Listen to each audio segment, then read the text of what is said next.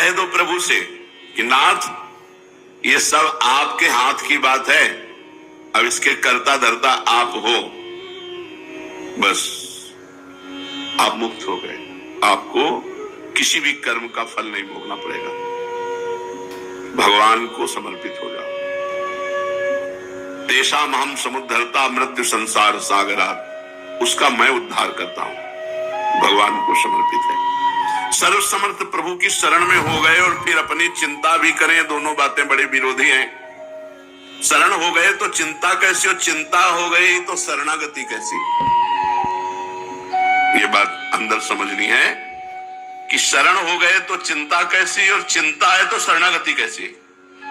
इस वास्ते शरणागत भक्त को ऐसा सोचना चाहिए कि जब भगवान कहते हैं कि अहम त्वाम सर्व पापेभ्यो मोक्षयिष्यामि मां शुचा, तो जो भी होगा मां शुचा, आप जानो, आप गंदा करो, आप धो, नहीं मना है तो मत गंदा करो, धोने में परिश्रम लग रहा है तो गंदा मत करो, क्योंकि ये सब आपकी वस्तु है, मेरी नहीं है। पर वो इस बात की परीक्षा लेंगे कि उनकी वस्तु है या आपकी है।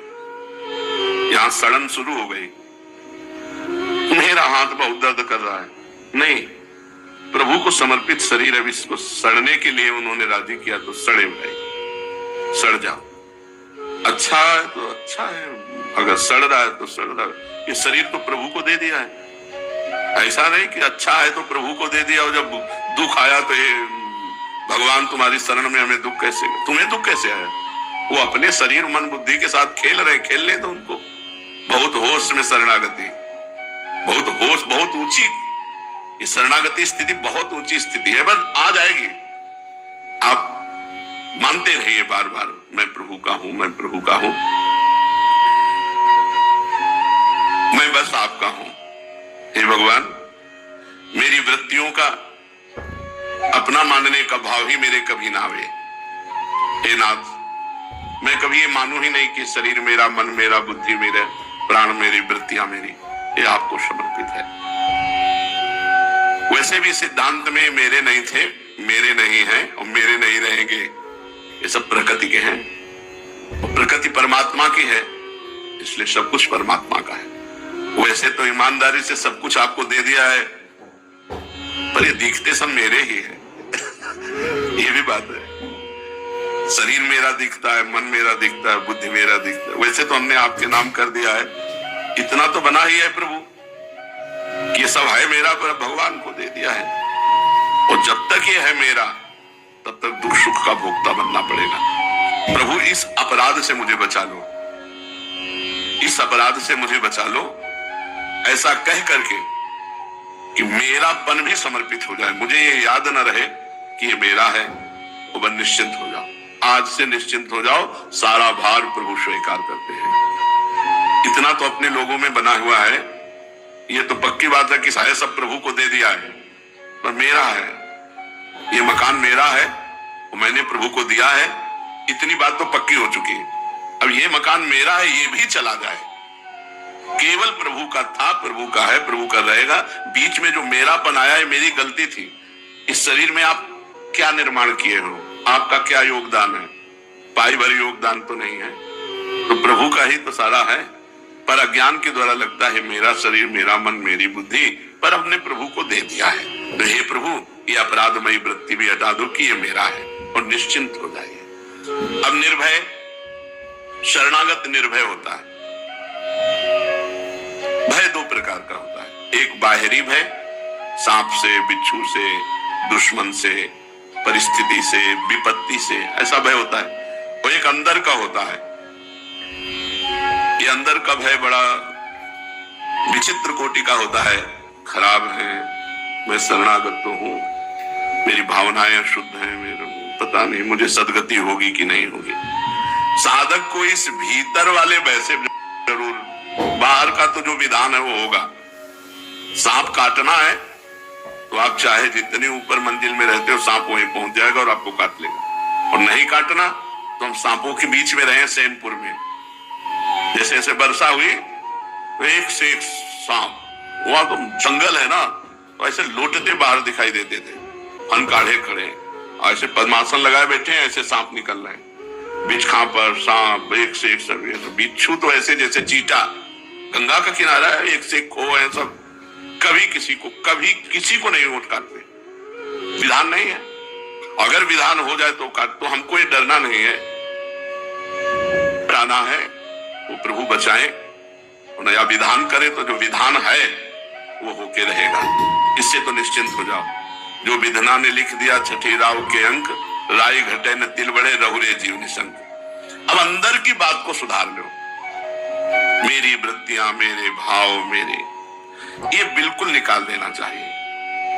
अंदर सोचना चाहिए अपार भगवान की कृपा मुझे डुबो रही है, सब कुछ खराब होने पर भी हमारे ऊपर भगवान की विशेष कृपा है। ये सोचो, ये सोचना पड़ेगा हमारे ऊपर भगवान की, और इससे भगवत प्राप्ति हो जाती है। भागवत में कि जो हर समय सोचता रहता है कि भगवान की हमारे ऊपर अपार कृपा है, प्राप्त सुख दुख को समान भाव से भोग लेता है, और मन और वचन और तन से भगवान की शरण में रहता है, उसको परम पद ऐसे प्राप्त हो जाता है जैसे पिता की प्रॉपर्टी पर पुत्र का स्वयं अधिकार हो जाता है।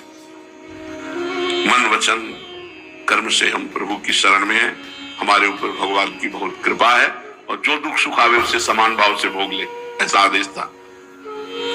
अब मेरे को किसी बात का भय नहीं, वृत्तियों को मेरी मानने से ही अशुद्धि होती है, भगवान की कर देने से शुद्ध हो जाती है।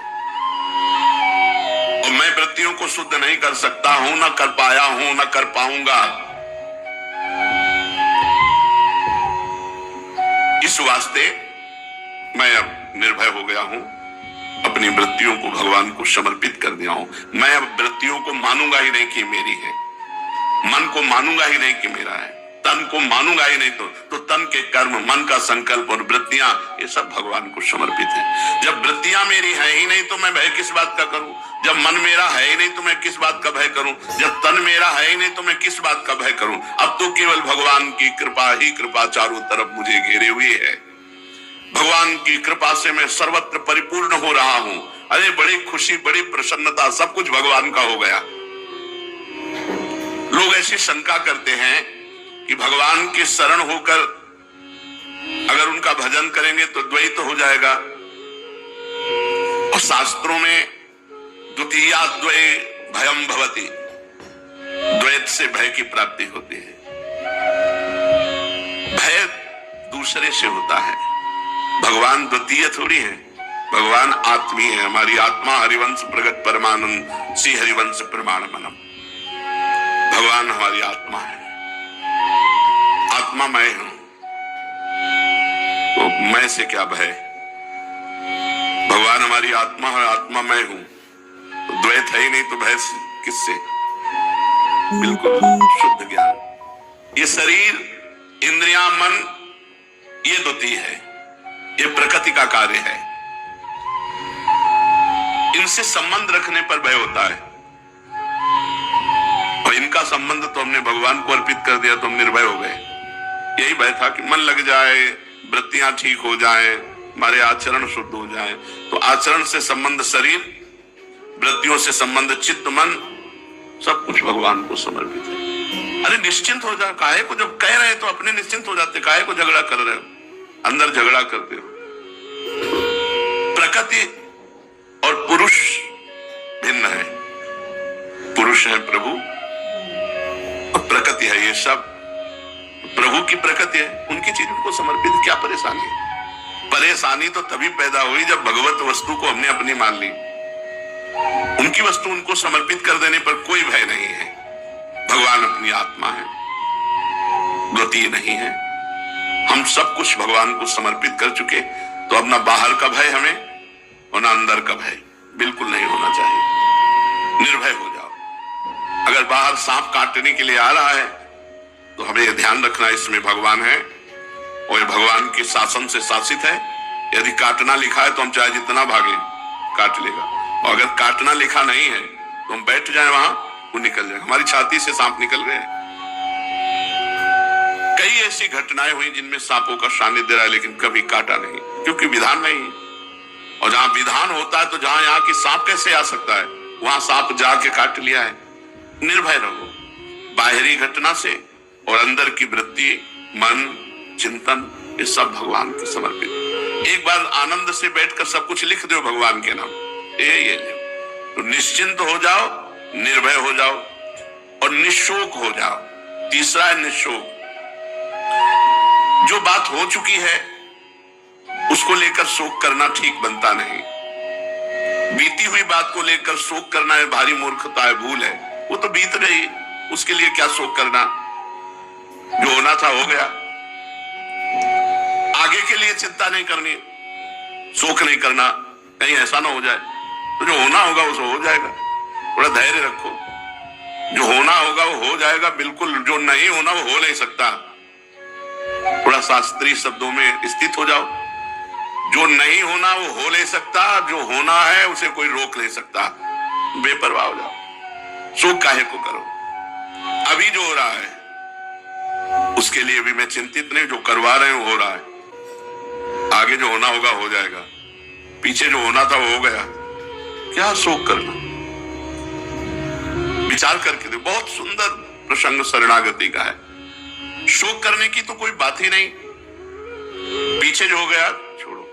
अभी और आगे भगवान है मंगल भवन, हम उनकी शरण में तो हमारा अमंगल नहीं हो सकता। मंगल भवन अमंगल हारी, भगवान अमंगल का नाश करते। कभी कभी मंगल छुपा होता है अमंगल क्रिया में, जिसे हम अमंगल मान रहे हैं उसमें मंगल छिपा होता है। एक बार राजा अपने मंत्री के साथ शिकार खेलने बड़े आवेश में आकर, उससे चूक हो गई तो प्रत्यंचा में ढिलाई से वो अंगूठा सट्ट से कट गया। अंगूठा कट गया, राजा ने तो मंत्री से कहा, मंत्री अंगूठा कट गया। उनका बहुत अच्छा हुआ, भगवान ने बड़ी कृपा। और वो शरणागत भक्त था मंत्री। उनका बहुत अच्छा हुआ, भगवान की बड़ी कृपा हुई। पूरे मूर्ख कहीं का, हमारा अंगूठा कट गया, कह रहा बहुत अच्छा हुआ, भगवान की कृपा हुई, उठाओ इसको और जेल में बंद कर दो। बोले ये भी भगवान की बहुत कृपा हुई। तो समझे कि मंत्री का दिमाग खराब है। अंगूठा कटा, अमंगल हुआ। मंत्री पद से हटाकर जेल की सजा, अमंगल हुआ। और ये कह रहा है भगवान की बड़ी कृपा, बड़ा मंगल हुआ। अमेरिकी में ऐसी जड़ी बूटियां थी कि उनका अंगूठा जोड़ करके ठीक हो गया। जब अंगूठा ठीक हो गया तो शिकार पर फिर वो गए। आज उनका संयोग ऐसा बना झाड़ियों में कि उनके सैनिक आदि तो पीछे रह गए और वो आगे निकल गए। उधर दूसरे राज्य के राजा ने मनुष्य बलि देने की ठानी थी, उसकी संतान हो गई तो नर बलि की खोज कर रहे थे। तो राजा ही मिल गए तो बोले इससे बढ़िया नर बलि क्यों, नरपति है तो राजा है, बंदी बना लिया, ले गए वहां। तो जब स्नान आदि कराकर बलि के लिए ले गए तो सर्वांग पुष्ट होना चाहिए बलि में, कुछ कटा नहीं होना चाहिए।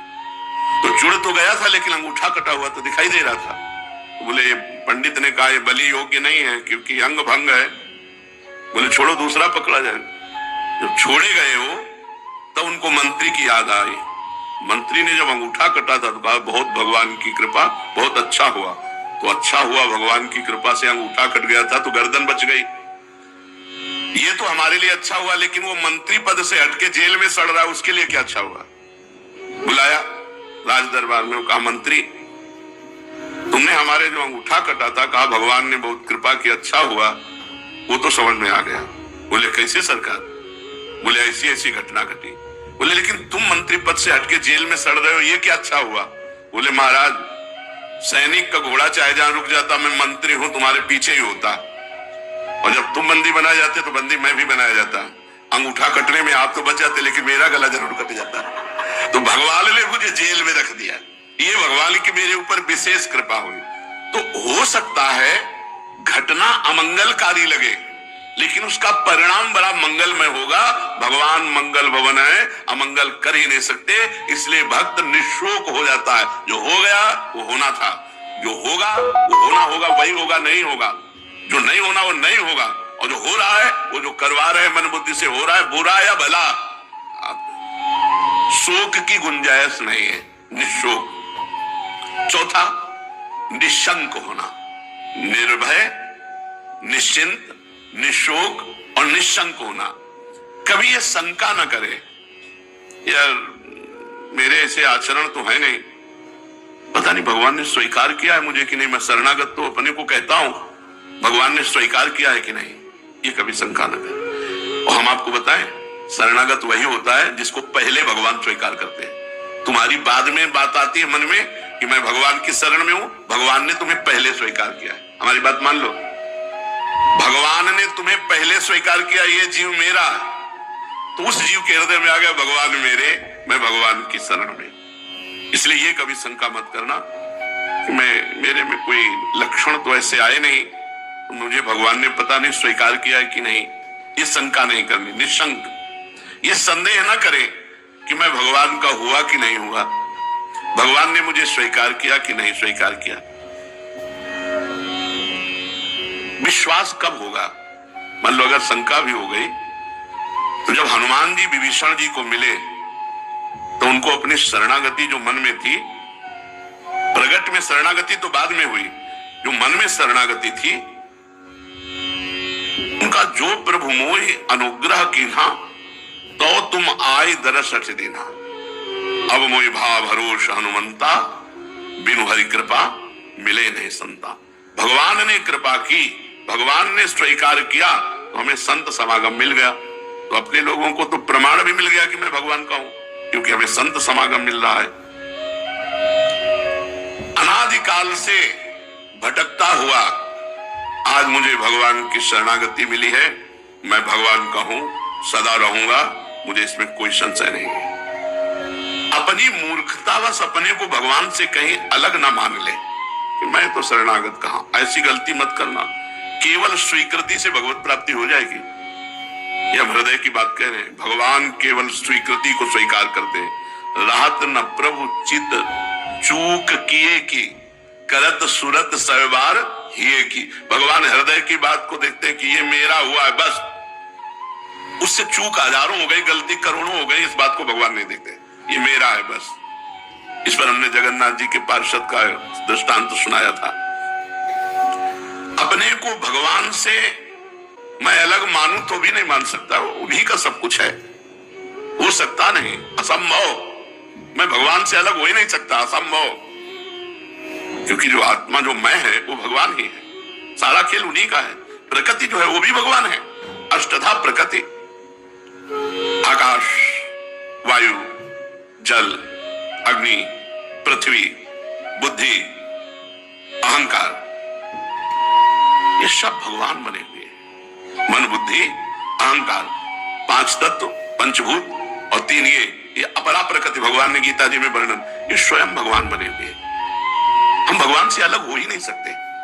ये सब कुछ भगवत स्वरूप था, है, रहेगा, बस यही स्वीकार कर लेना है, भगवान को समर्पित करना है। भगवान ने कहा है ममैवांशो मम एव अंशः, तू मेरा अंश है।